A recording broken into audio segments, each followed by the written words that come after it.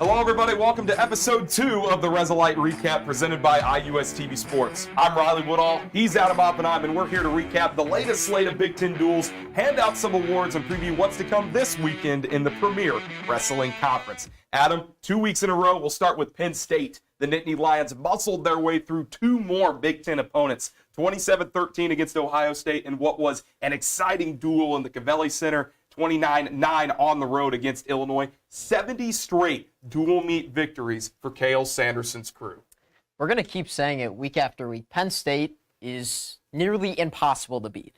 And Ohio State got off to a great start. It was Brendan McCrone being Luke Lillendahl, and that was an impressive match. It ended in a fall, which just does not happen against Penn State a lot. I'm sure there's some crazy stat about like how many times Penn State's actually been pinned over like the last decade or under Cael Sanderson.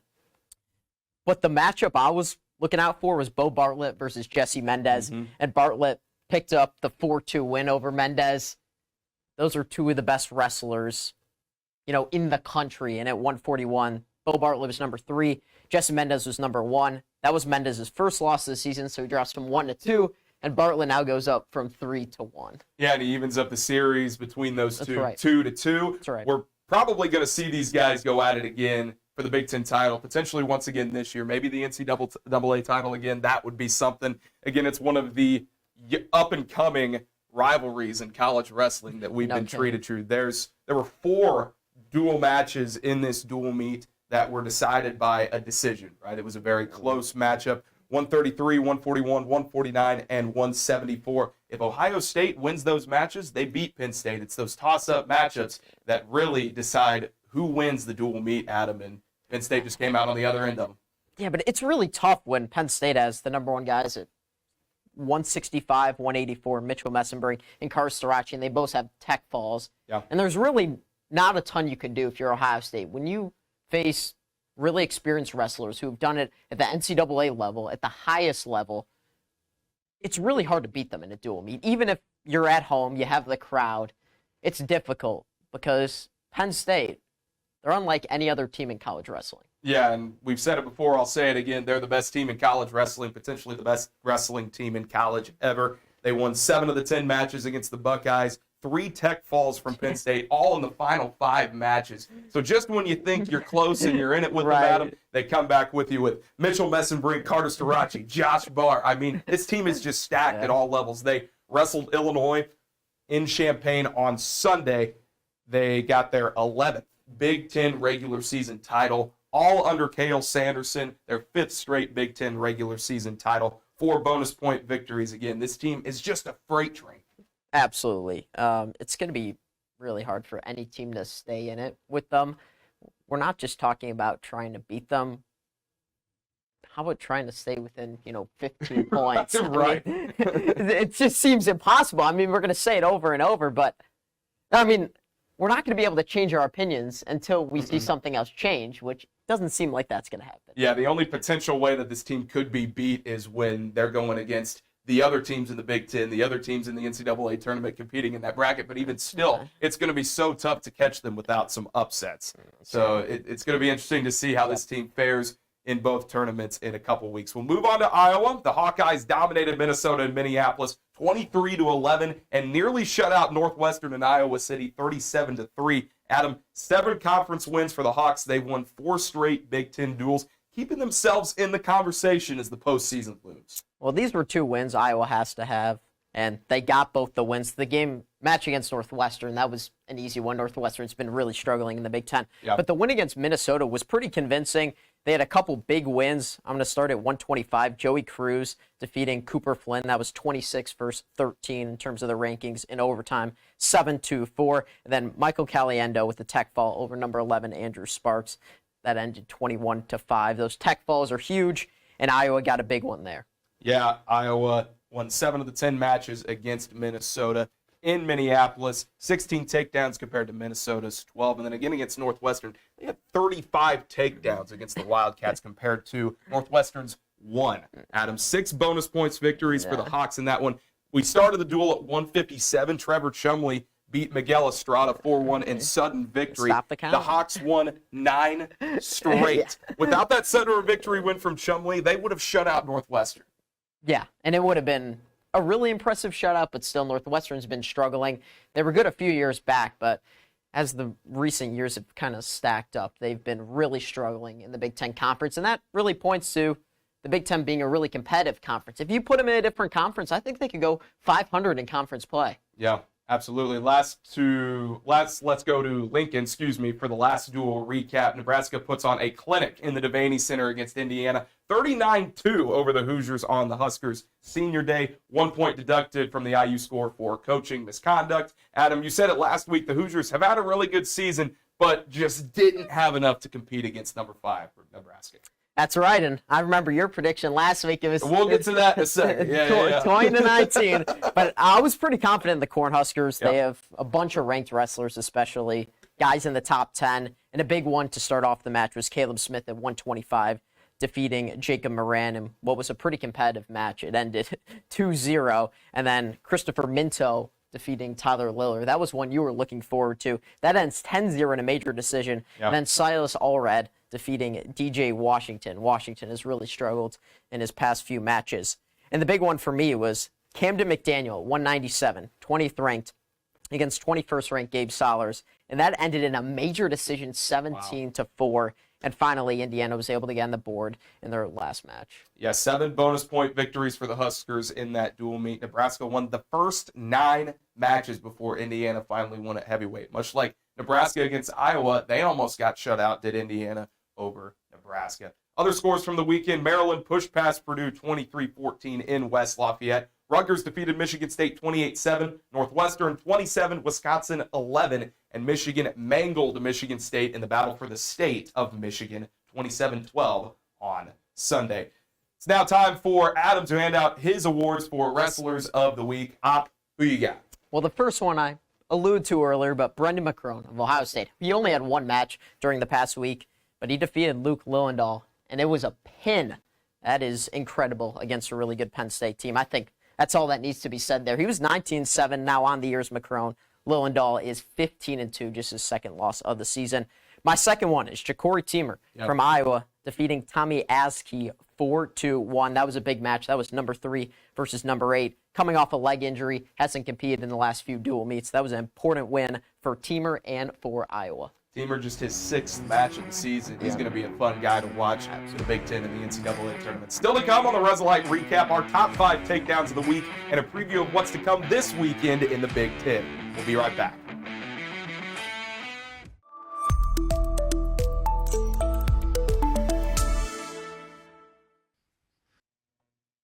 Riley Woodall with IUSTV Sports back here on the Resilite recap show, bringing you my top 5 takedowns of the week. At number 5, Indiana's DJ Washington taking on Nebraska's Silas Allred. The Hoosier up 3-1, but not for long. Nice misdirection shot from the Husker. Shelves the single leg and gets the 3-point takedown.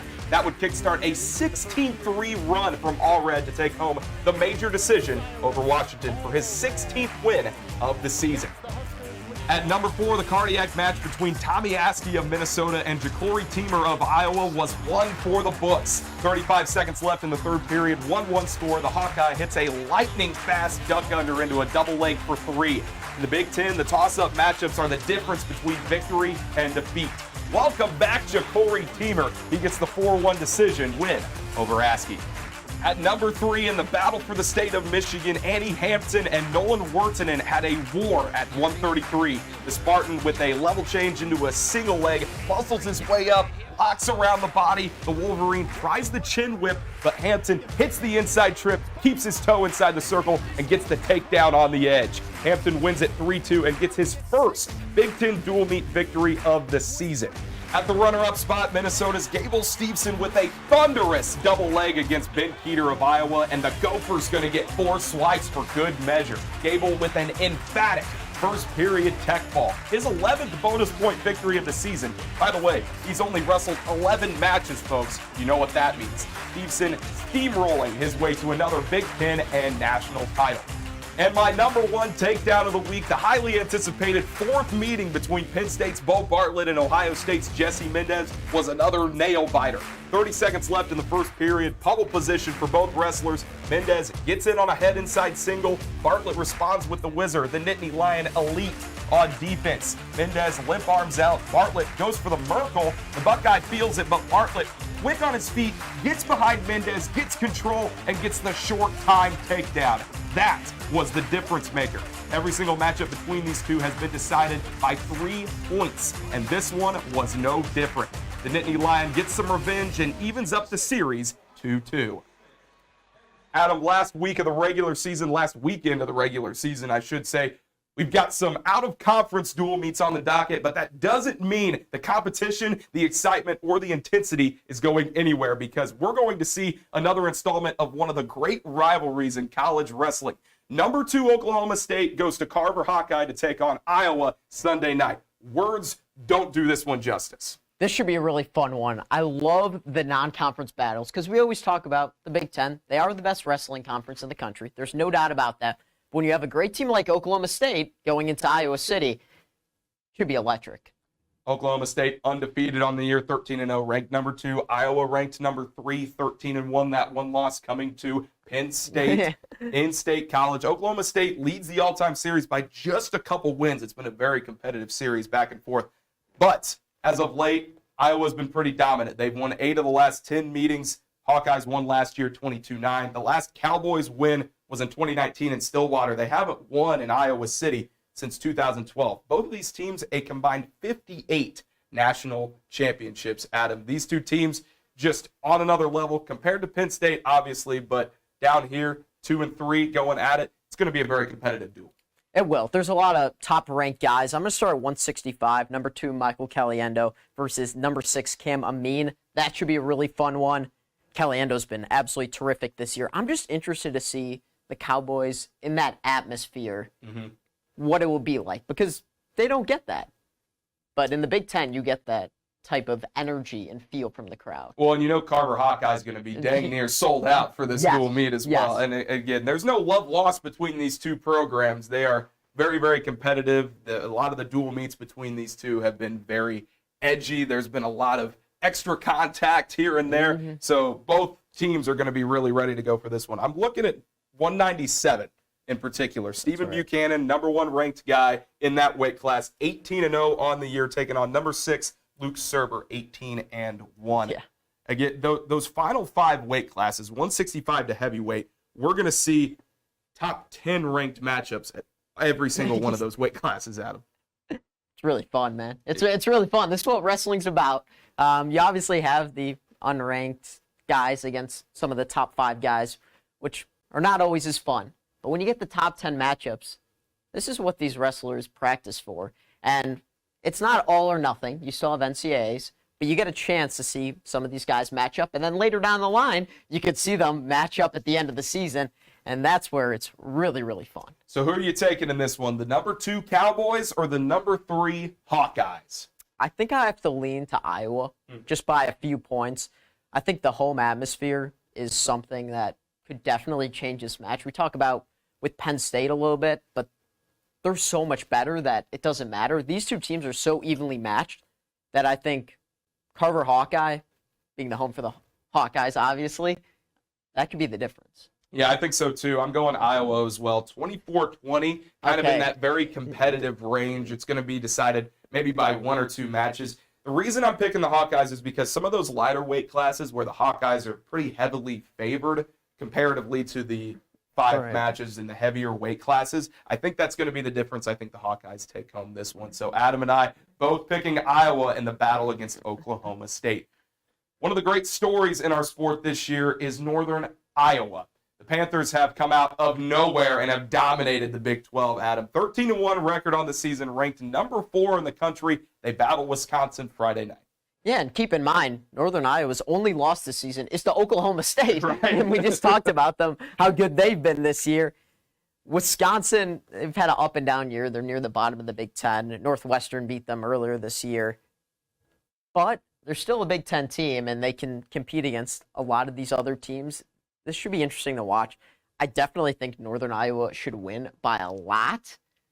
But if they don't, that might just show you how good the Big Ten is. If Right. Wisconsin can compete at this level with a really good Northern Iowa team, that should really tell you something.